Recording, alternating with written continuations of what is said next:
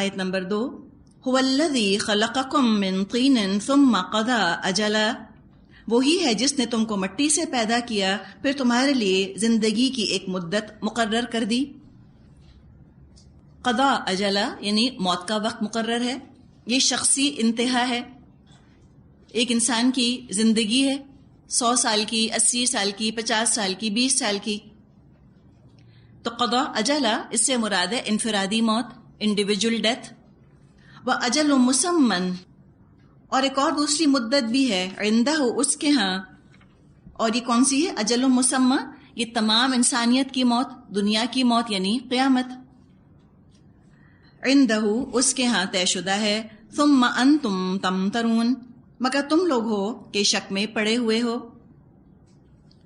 تمترون، امترا کا مطلب ہوتا ہے مسلنا کسی چیز کو، سکویز کرنا، یا بحث کے لیے بھی پھر یہ لفظ استعمال کیا جاتا ہے، کسی شک کی بنیاد پر بحثوں کے اندر پڑ جانا۔ آگے فرمایا آیت نمبر 3، وَهُوَ اللَّهُ فِي السَّمَاوَاتِ وَفِي الْأَرْضِ يَعْلَمُ سِرَّكُمْ وَجَهْرَكُمْ وَيَعْلَمُ مَا تَكْسِبُونَ، اور وہی ہے اللہ آسمانوں میں بھی اور زمین میں، تمہارے کھلے اور چھپے سب حال جانتا ہے، اور جو برائی یا بھلائی تم کماتے ہو اس سے وہ خوب واقف ہے۔ جو کچھ تم نے کمایا سب اللہ کے علم میں ہے۔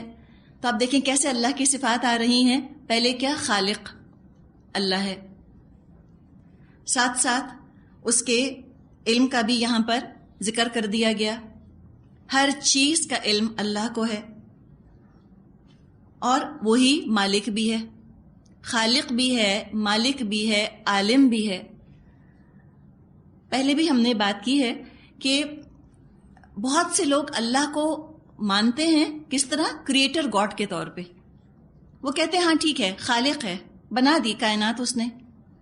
پرابلم کہاں آتا ہے؟ مالک، اونر گاڈ نہیں ماننا چاہتے، وہ یہ بات ماننا نہیں چاہتے۔ تو قرآن جو ہے وہ مجرد اللہ کے وجود کو منوانے کے لیے نہیں آیا۔ قرآن کا تقاضا یہ نہیں ہے کہ تم مانو کہ اللہ ہے، قرآن تو اللہ کا تعارف کرواتا ہے، کس اللہ کو مانو یہ بتاتا ہے، اس اللہ کو نہیں جو تمہارے اپنے ذہنوں نے گھڑ لیا۔ کسی سیلف کریٹڈ گاڈ پر ایمان لانے کی دعوت نہیں دی جا رہی، بلکہ اگر اپنے ذہن کے اندر کوئی اللہ کا سانچہ یا اللہ کا کوئی خاکہ یا اللہ کا کوئی امیج انسان بنا لے گا تو کیا ہوگا کہ اس خدا کے تصور کے اندر وہ تمام کمزوریاں موجود ہوں گی جو انسانوں کے اندر موجود ہوتی ہیں۔ جیسے کسی نے کہا کہ man created God in his own image, جب انسان نے اللہ کا خود ساختہ تصور بنایا تو اپنے ہی جیسا خدا کو بنا دیا کہ خدا کا بیٹا بھی ہے، اور خدا کو مددگاروں کی بھی ضرورت ہے، اور خدا کا علم جو ہے وہ بھی ڈپینڈ کرتا ہے اس کی مخلوق پر۔ اللہ کے ولی اس کو بتاتے ہیں تو اللہ کو پتہ چلتا ہے، ورنہ اللہ کو کچھ پتہ ہی نہیں چلتا کائنات میں کیا ہو رہا ہے۔ جیسے دنیا کے بادشاہ ہوتے ہیں، وہ اپنے مصاحب کے اوپر، اپنے درباریوں پر ڈپینڈ کرتے ہیں، تو اللہ کو بھی ایسے ہی بادشاہ سمجھ لیا لوگوں نے۔ تو قرآن تو بتا رہا ہے کہ دیکھو دراصل اللہ کی ہستی کیا ہے، اللہ کو اس کی تمام صفات کے ساتھ منوانے کے لیے قرآن آیا ہے۔ تو اللہ کو ماننا یہ الگ چیز ہے، توحید الگ چیز ہے۔ توحید کیا ہے کہ اللہ کو ویسا مانو جیسے اللہ ہے، اور اللہ کو ماننے کے ساتھ ساتھ اللہ کی بات مانو، یہ ہے توحید کا تقاضا۔ ہو سکتا ہے کوئی اللہ کو مانتا ہو لیکن اپنی منمانی کرتا ہو، یہ تو ہوگا۔ صرف اللہ کو ماننا انسان کو اللہ کا فرما بردار کبھی نہیں بنا سکتا، لیکن توحید کی پہچان جب ہو جائے تو خود بخود آٹومیٹکلی انسان اللہ کا فرما بردار بن جاتا ہے۔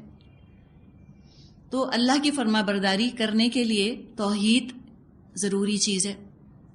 تو مختلف اللہ کی صفات کا ہم دیکھیں گے کہ قرآن کے اندر اور سورہ انعام میں بیان آتا چلا جائے گا کہ اللہ کو کسی سہاروں کی ضرورت نہیں، وہ خود سب کچھ جانتا ہے، جو کھلی چیز ہے وہ بھی جانتا ہے، چھپی چیز ہے وہ بھی جانتا ہے، وہ خود جانتا ہے تم کیا کماتے ہو، وہ کسی سبب کا، کسی ذریعے کا محتاج نہیں ہے کہ کوئی بتائے گا تو اللہ کو پتہ چلے گا، خود سے سب کچھ جانتا ہے۔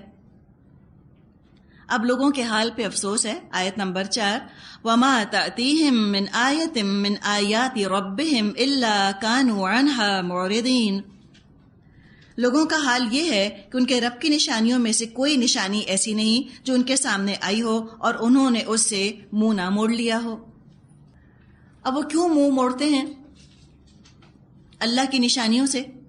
اس لیے کہ جو ان کا اپنا ایک امیج بنا ہوا ہے رب کا، اتنا بنائن امیج ہے، خود ساختہ امیج جب انسان بناتا ہے اللہ کا، تو لہٰذا اللہ کو مانتے ہوئے اپنی منمانی کرنا اس کے لیے بڑا آسان ہوتا ہے. کہنے کو کہہ رہا ہوتا ہے کہ میں اللہ کی عبادت کر رہا ہوں، دراصل وہ اپنے نفس کی عبادت کر رہا ہوتا ہے، اپنے نفس کی پوجا کر رہا ہوتا ہے. تو خدا پرستی اور خود پرستی کے اندر فرق علم کا ہے، توحید کا علم. جس کے پاس توحید کا علم نہیں ہے وہ اپنے آپ کو دھوکہ دیتا ہے یہ کہہ کر کہ میں اللہ کی پوجا کر رہا ہوں. اللہ کی پوجا نہیں کر رہا ہوتا، وہ اپنے نفس کی پوجا کر رہا ہوتا ہے، لیکن اس کو علم نہیں ہوتا. تو جب اللہ کی آیات آتی ہیں تو وہ تو اس کو اپنی من پسند دنیا سے نکال لیتی ہیں. اپنا خود ساختہ نیکی کا تصور جو اس نے بنایا ہوتا ہے وہ اس کو چھوڑنا ہوتا ہے اور اس نیکی کے تصور کو اختیار کرنا ہوتا ہے جو اللہ دے رہا ہے. تو حل کیا نکالا انہوں نے کہ مانو ہی مت کہ یہ اللہ کی طرف سے ہے. آیت نمبر 5 فَقَدْ كَذَّبُوا بِالْحَقِّ لَمَّا جَاءَهُمْ فَسَوْفَ يَأْتِيهِمْ أَنبَاءُ مَا كَانُوا بِهِ يَسْتَهْزِئُونَ. چنانچہ جب حق ان کے پاس آیا تو اسے بھی انہوں نے جھٹلا دیا. اچھا، جس چیز کا وہ اب تک مذاق اڑاتے رہے ہیں ان قریب اس کے متعلق کچھ خبریں ان کو پہنچیں گی. اب مذاق انہوں نے اڑایا، اسلام کا مذاق اڑایا، نبی اکرم صلی اللہ علیہ وسلم کا مذاق اڑایا، صحابہ کا بھی مذاق اڑایا گیا، اور قرآن جن خوشخبریوں کی اور نبی اکرم صلی اللہ علیہ وسلم جن کامیابیوں کی خبریں دے رہے تھے ان کا بھی مذاق اڑایا. تو فرمایا ٹھیک ہے، انہوں نے جھٹلا دیا. جب حق ان کے پاس آیا ان قریب وہ ساری باتیں جن کا یہ مذاق اڑا رہے ہیں، دنیا میں اسلام کی کامیابی وہ بھی حق بن کر سامنے آ جائے گی، اور آخرت میں جنت دوزخ کا جیسے یہ مذاق اڑا رہے ہیں، جب آخرت میں پہنچیں گے تو جنت دوزخ حقیقت بن کے ان کے سامنے آ جائے گی. اور جو رویہ ہے یہ مذاق اڑانے والا، یہ ان کو بڑا بھاری، بڑا مہنگا پڑے گا. یہ پہلے نہیں ہے جو مذاق اڑا رہے ہیں، اس سے پہلے بھی کچھ لوگ ایسے گزرے، کچھ قومیں ایسے گزری جنہوں نے کہ یہ کام کیا. کیا ان کا انجام ہوا؟ فرمایا آیت نمبر 6 الم یروا کم اہلکنا من قبلہم من قرن مکناہم فی الارض ما لم نمکن لکم وارسلنا السماء علیہم مدرارا وجعلنا الانہار تجری من تحتہم. کیا انہوں نے دیکھا نہیں ان سے پہلے کتنی ہی ایسی قوموں کو ہم ہلاک کر چکے ہیں جن کا اپنے اپنے زمانے میں دور دورہ رہا ہے. ان کو ہم نے زمین میں وہ اقتدار بخشا تھا جو تمہیں نہیں بخشا. ان پر ہم نے آسمان سے خوب بارشیں برسائیں اور ان کے نیچے نہریں بہا دیں. ابھی جو فرمایا کہ ہم نے ان قوموں کو ہلاک کر دیا. کن قوموں کو ہلاک کیا؟ جن پر اللہ نے آسمان سے بارشیں برسائی تھیں، جن کے نیچے اللہ تعالیٰ نے نہریں بہا دی تھیں. مراد ہے کہ خوب اچھا اریگیشن کا انتظام تھا. اگر زرعی زمین تھی تو زرعی زمینوں کا تو سارا دار و مدار پانی کی فراہمی پر ہوتا ہے، تو ڈھیر پانی اللہ تعالیٰ نے ان کو مہیا فرما دیا. مدرار کا ذکر کیا گیا. مدرار اس کا مادہ دال را ہے. مدرار مبالغے کا صیغہ ہے، ایگزیجریشن ہے اس کے اندر. مطلب ہے موسلادھار برسنے والا بادل، یا دودھ کا کثرت سے نکلنا، پانی کا برسنا، چراغ کا نور پھیل جانا، یہ سب مدرار کے معنی ہیں. ان تمام معنوں کو جمع کر لیں، ایک خوشحالی کی بڑی خوبصورت تصویر ہے جو کہ سامنے آتی ہے. اب اللہ تعالیٰ نے اتنا کچھ قوموں کو دیا اور فرمایا کہ ہم نے ان کو ہلاک کر دیا. کیا اللہ تعالیٰ کو قوموں کی ترقی بری لگی جو اللہ نے ان کو ہلاک کیا؟ کیا اللہ ترقی ہوتی دیکھ کر ناراض ہوتا ہے؟ نہیں، یہ بات نہیں ہے. اللہ تعالیٰ ترقی سے ناراض نہیں ہوتا. کیا وجہ ہوتی ہے کیوں اللہ ناراض ہوتا ہے؟ اس کی وجہ بتا دی گئی. فرمایا فَأَهْلَكْنَاهُمْ، تو ہم نے ان کو ہلاک کر دیا. کیوں؟ بِذُنُوبِهِمْ، ان کے گناہوں کی وجہ سے. وَأَنشَأْنَا مِن بَعْدِهِمْ قَرْنًا آخَرِينَ، اور ان کی جگہ دوسرے دور کی قوموں کو اٹھایا. قرن ایک ہی صدی کے رہنے والوں کو کہا جاتا ہے، یا ایک زمانے کے رہنے والوں کو، یعنی کنٹمپریریز کو قرن کہا جاتا ہے. ایک اگر ہم سائیکل دیکھیں اقوام کی، ان کے عروج اور زوال کی، تو ہوتا کیا ہے؟ قومیں ترقی کرتی ہیں محنت، مشقت، انصاف کے بلبوتے پر، یہاں تک کہ وہ اپنے عروج کو پہنچ جاتی ہیں، اپنی زینت کو سویلائزیشنز پہنچ جاتی ہیں. اور اس میں بھی سینکڑوں سال لگتے ہیں، بعض دفعہ کئی دہائیاں گزر جاتی ہیں، کئی ڈیکیڈز گزر جاتے ہیں، اور قومیں اپنے عروج کو پہنچ جاتی ہیں. عروج پر پہنچنے کا راستہ ایک ہی ہے، محنت، مشقت، انصاف. اگر آپ مختلف اقوام کی تاریخ پڑھیں، ان کی ہسٹری پڑھیں، تو آپ کو ان کی تاریخ میں ایک چیز جو مشترک ملے گی، کامن ملے گی، وہ یہ ہے کہ جب ملکوں میں، قوموں میں خوشحالی آ گئی، امن قائم ہو گیا، اب ان کے ہاں آپ کو کلچرل ڈیولپمنٹ کی باتیں ملیں گی. لوگوں کا اور حاکموں کا دھیان عدل اور انصاف اور محنت مشقت کے بجائے راگ، رنگ، ناچ، گانا، مصوری، ان چیزوں میں لگنا شروع ہو جاتا تھا. پھر رفتہ رفتہ سارا وقت، ساری دلچسپی انہی میں ہو کے رہ جاتی تھی. اب جوں اس کو ہم آرٹ اینڈ کلچر کہتے ہیں نا، جوں آرٹ اینڈ کلچر کا ڈیولپمنٹ شروع ہوتا ہے کسی قوم میں، اسی طرح اس کی اخلاقی حالت میں زوال آنا شروع ہو جاتا ہے. انورسلی پروپورشنل ہیں دونوں چیزیں. معاشرے کی اخلاقی سطح گرنا شروع ہو جاتی ہے.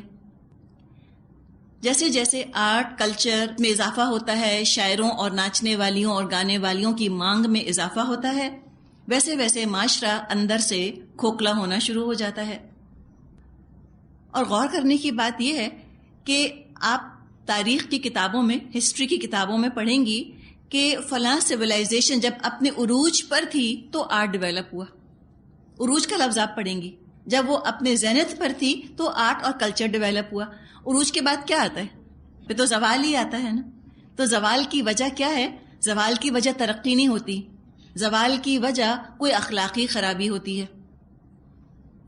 جیسے انسان، اس کی زندگی ہے، بچپن ہے، پھر جوانی ہے، پھر بڑھاپا ہے، اور پھر موت ہے. یہ ایک سائیکل ہے جو چلتا ہے انسان کا.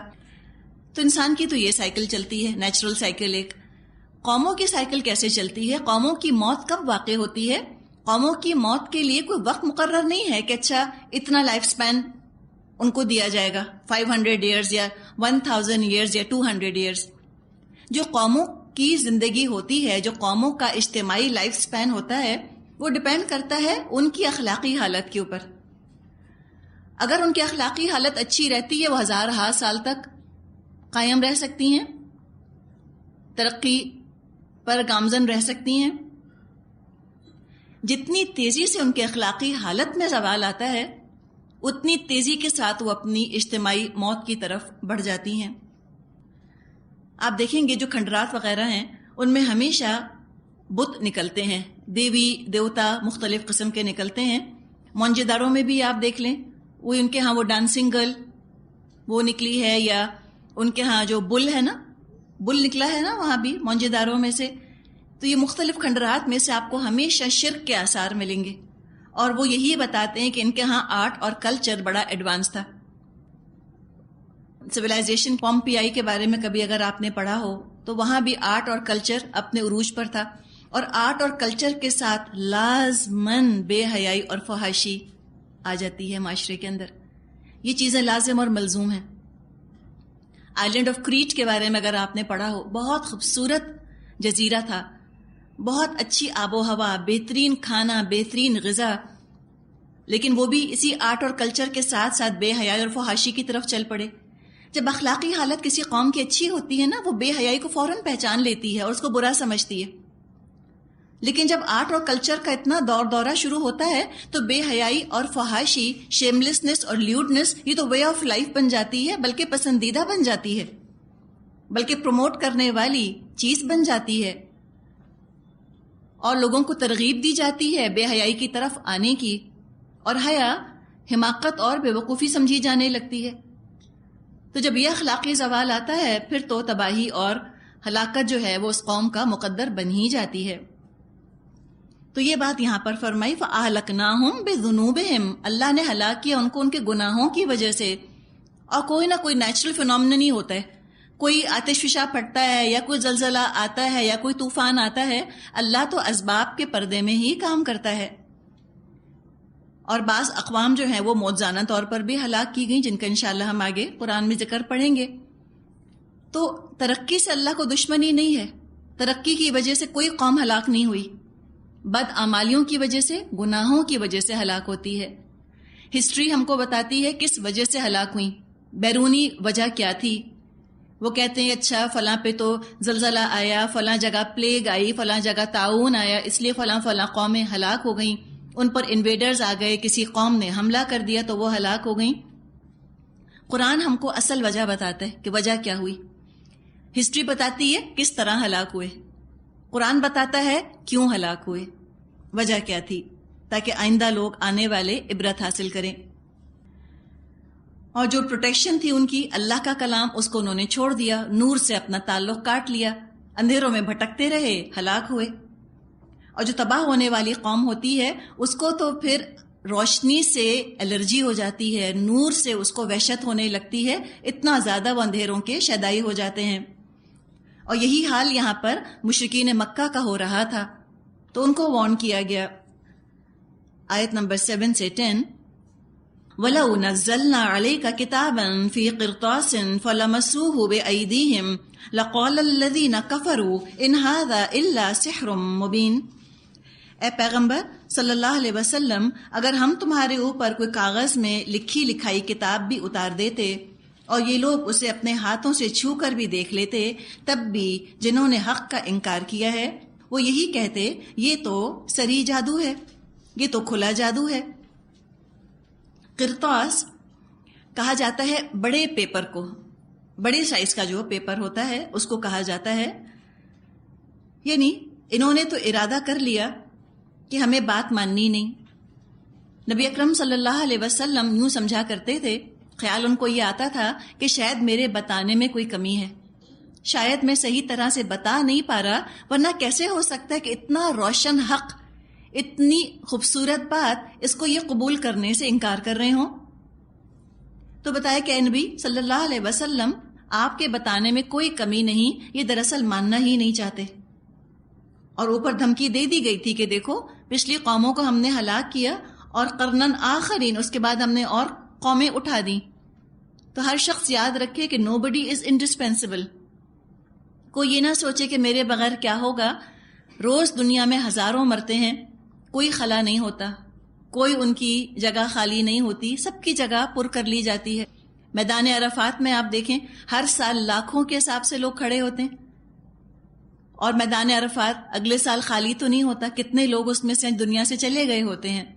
تو کوئی جگہ خالی نہیں ہوتی، اللہ تعالیٰ جگہ کو پر کر دیتا ہے، فل کر دیتا ہے. تو ان کا حال بتایا مکے والوں کا کہ یہ تو ماننا نہیں چاہتے، کوئی نشانی آپ ان کو دکھا دیں یہ مانیں گے نہیں. اچھا، اس طرح کی جو آیات آ رہی ہیں سورہ انعام میں، اس سے اندازہ ہوتا ہے کہ یہ مکی دور کے آخر کی صورت ہے. اتمام حجت والی چیز آپ کو اس کے اندر نظر آئے گی کہ حجت پوری کر دی گئی، تبلیغ کا حق ادا کر دیا گیا، پورے خلوص کے ساتھ اللہ کی آیات سنا دی گئی، سمجھا دیا گیا، بتا دیا گیا. لیکن انہوں نے تو پہلے ہی فیصلہ کر لیا تھا کہ ہمیں تو ماننا ہی نہیں. لہٰذا آپ ان کے دلوں پر سمجھیں ایک طرح کی مہر ہے ان کے اپنے فیصلے کی. ان کے اپنے فیصلے نے ان کے دلوں پر مہر لگا دی ہے کہ ہمیں بات ماننی ہی نہیں. تو کوئی نشانی اے نبی صلی اللہ علیہ وسلم ان کو آپ دکھا دیں، یہ مان کے نہ دیں گے. وقالوا، اور انہوں نے کہا، لولا انزل علیہ ملک، آخر اس پر یعنی محمد صلی اللہ علیہ وسلم پر کوئی فرشتہ کیوں نہ اترا. اب جب جس کو ماننا نہیں ہوتا نا، وہ اس طرح کی باتیں کرتا ہے، کج بیسی، یہ کیوں نہیں ہے، اچھا ایسے کیوں نہیں ہے، اچھا ویسے کیوں نہیں ہے۔ اب آج ہم دیکھتے ہیں آپ کسی کو دین کا پیغام پہنچائیں تو وہ یہ تو نہیں کہتے کہ فرشتہ اتار کر لے کر آؤ، یہ تو کوئی نہیں کہتا نا، لیکن ایک طرح سے توقع کیا ہے آج بھی لوگوں کی کہ جو دین کا پیغام دینے والے ہیں وہ سب فرشتے جیسے ہی ہوں، فرشتوں جیسی معصوم زندگیاں گزار رہے ہوں۔ ہو نہیں سکتا۔ جو دین کا پیغام پہنچائیں گے وہ عام انسان ہی ہوں گے، ان کے اندر عام انسانوں والی کمزوریاں ہوں گی۔ ان سے یہ توقع کرنا کہ یہ فرشتوں کی طرح ہو جائیں، یہ نہیں ہو سکتا۔ اور اگر کوئی انسان یہ سوچے کہ میں پہلے سارے گناہوں سے، ساری کمزوریوں سے پاک ہو کر پھر دین کا کام کرنا شروع کروں گا، تو ساری عمر گزر جائے گی، وہ وقت کبھی آئے گا نہیں۔ اس زمانے میں کیا کہتے تھے، ان پر فرشتہ کیوں نہ نازل ہوا؟ فرمایا وَلَوْ أَنزَلْنَا مَلَكًا لَقُضِيَ الْأَمْرُ ثُمَّ لَا يُنظَرُونَ، اگر ہم نے کہیں فرشتہ اتار دیا ہوتا تو کب کا فیصلہ ہو چکا ہوتا، پھر ان کو مہلت نہ دی جاتی۔ یعنی جب فرشتے اتارے جائیں گے تو وہ تو آئیں گے موت کے وقت، اور جب موت کے وقت یہ فرشتوں کو دیکھیں گے تو فرشتوں کا دیکھنا ان کو فائدہ نہ دے گا، یا فرشتے نظر آئیں گے قیامت کے دن، اور یہ اپنے انکار، اپنے کفر کے ساتھ جب حشر کے میدان میں کھڑے ہوں گے اور اپنے سر کی آنکھوں سے فرشتوں کو دیکھ رہے ہوں گے تو فرشتوں کو دیکھنا ان کو فائدہ نہ دے گا۔ وَلَوْ جَعَلْنَاهُ مَلَكًا لَجَعَلْنَاهُ رَجُلًا وَلَلَبَسْنَا عَلَيْهِمْ مَا يَلْبِسُونَ، اور اگر ہم فرشتے کو اتارتے تب بھی اسے انسانی شکل ہی میں اتارتے، اور اس طرح انہیں اسی شبے میں مبتلا کر دیتے جس میں کہ یہ اب مبتلا ہیں۔ یعنی ان کی فرمائش پہ اگر اللہ تعالیٰ فرشتہ اتارتا تو یہ تو فرشتے کی اصل شکل کو برداشت کر نہ سکتے۔ تو یہ ایسی بات نہیں ہے کہ اللہ تعالیٰ فرشتہ نازل نہیں فرما سکتا۔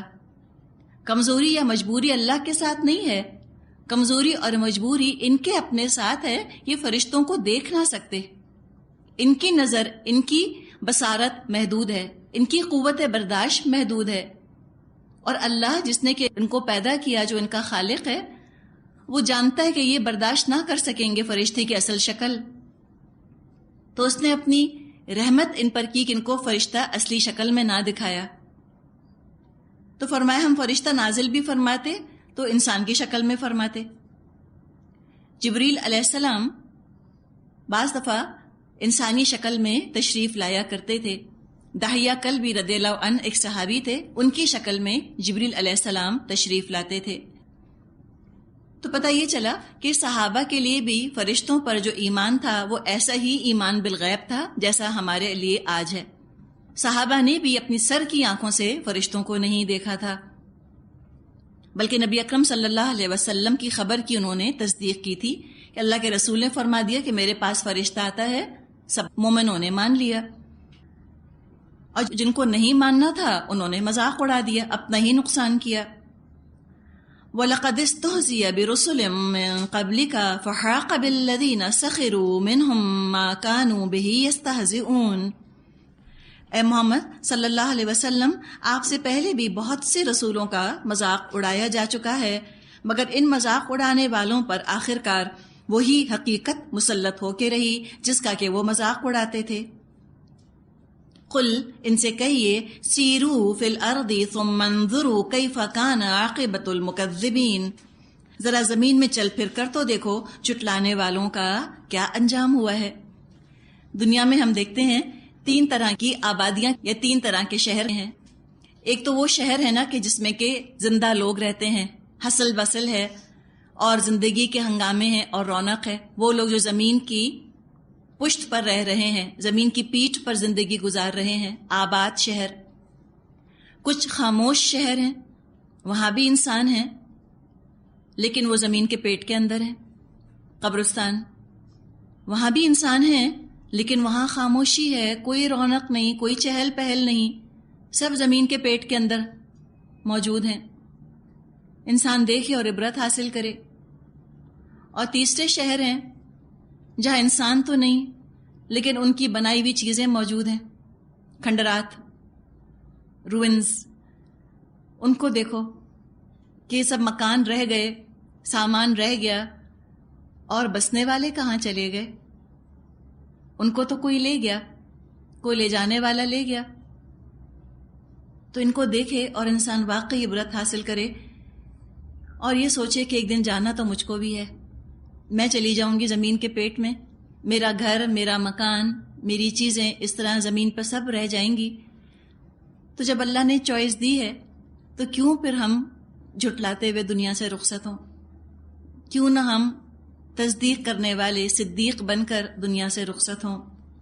اب آپ دیکھ رہی ہوں گی کہ مکی صورتوں کا انداز یہ ہے کہ آیات بہت طویل نہیں ہیں، آیات نسبتاً مدنی صورتوں کے مقابلے میں چھوٹی ہیں، اور ایک آیت میں ایک مضمون مکمل نہیں ہوتا، دوسری آیت میں وہ مضمون کنٹینیو ہو رہا ہوتا ہے۔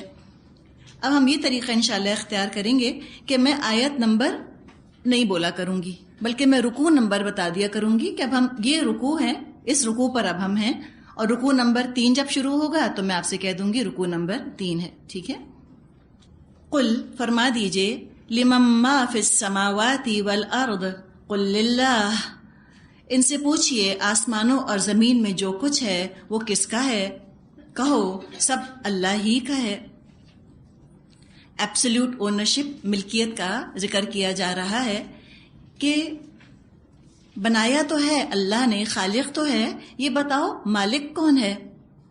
جواب کا انتظار نہیں کیا گیا کہ ان سے جواب لیا جائے، ان کو جواب بتا دیا گیا کہ اللہ کا ہے، اللہ کی ایبسلیوٹ اونرشپ ہے، ہر چیز اللہ کی ملکیت ہے۔ اور کیسا مالک ہے وہ؟ کتب علی نفسہ الرحمہ، اس نے رحم و کرم کا شیوا اپنے اوپر لازم کر لیا ہے۔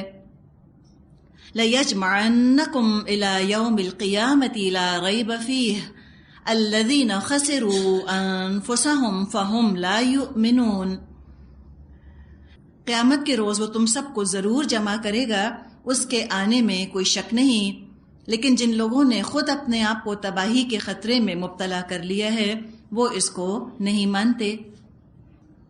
پتہ چلا کہ قیامت کا آنا دراصل اللہ کی صفت رحم ہی کا اظہار ہے۔ تو قیامت کا آنا اس لیے ضروری ہے کہ جنہوں نے نیکیاں کی ہیں، اچھائیاں کی ہیں، ان کو ان کی نیکیوں کا، اچھائیوں کا بھرپور اجر دیا جائے، بھرپور بدلہ دیا جائے۔ تو اللہ کی رحمت کا تقاضا ہے کہ قیامت کا دن آئے، اور اللہ کی رحمت ساتھ ہے ایمان کے۔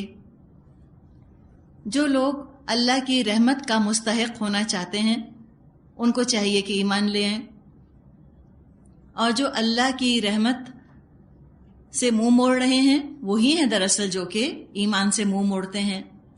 جو ایمان سے منہ موڑیں گے وہ اللہ کی رحمت کے مستحق ہو نہیں سکیں گے۔ صحیح مسلم میں ابو ہریرہ رضی اللہ عنہ سے روایت ہے کہ نبی اکرم صلی اللہ علیہ وسلم نے فرمایا، جب اللہ تعالیٰ نے مخلوقات کو پیدا فرمایا تو ایک وعدہ اپنے پاس تحریر فرما لیا، اور وہ وعدہ یہ ہے کہ ان رحمتی تغلب علی غضبی، کہ بے شک میری رحمت میرے غصے پر غالب ہے۔ کائنات کو ہم دیکھتے ہیں کہ کائنات میں اللہ کی رحمت کا ظہور روزمرہ ہمیں نظر آتا ہے۔ رحمت ہی کی بنیاد پر کائنات کا، دنیا کا نظام چل رہا ہے۔ یہ روٹین ہے، اللہ کی رحمت روٹین کے طور پہ نظر آتی ہے۔ ہم عام طور پہ صحت مند رہتے ہیں، ہم عام طور پہ کھاتے پیتے رہتے ہیں، آسانی سے سانس لے لیتے ہیں، ہمارے قدموں تلے زمین عام طور پہ سٹیبل رہتی ہے، ساکت سامت رہتی ہے، سورج نکلتا ہے، ہوا چلتی ہے، یہ روٹین ہے، عام طور پہ یہی ہوتا ہے۔ یہ سب اللہ کی رحمت کا اظہار ہے، اور اللہ کا غصہ تو کبھی کبھی نمودار ہوتا ہے، اللہ کا غضب تو کبھی کبھی نظر آتا ہے۔ کوئی نیچرل ڈیزاسٹر آ جائے، کوئی قدرتی آفت لوگوں پر پڑ جائے، بیماری کبھی کبھی آتی ہے، مشکلات کبھی کبھی آتی ہیں، زیادہ تر تو اللہ کی رحمت ہی ہے جو ہمیں نظر آ رہی ہوتی ہے۔ ایک اور حدیث میں مضمون آتا ہے کہ اللہ تعالیٰ نے اپنی رحمت کے 100 حصے کیے، اور ایک حصہ اس نے مخلوق میں بانٹ دیا ہے، جس کی وجہ سے لوگ آپس میں ایک دوسرے پر رحم کرتے ہیں اور جانور اپنے بچوں پر رحم کرتے ہیں۔ 99 حصے رحمت کے اللہ نے اپنے پاس رکھے ہیں اور اللہ اپنی مخلوق پر رحم فرماتا ہے۔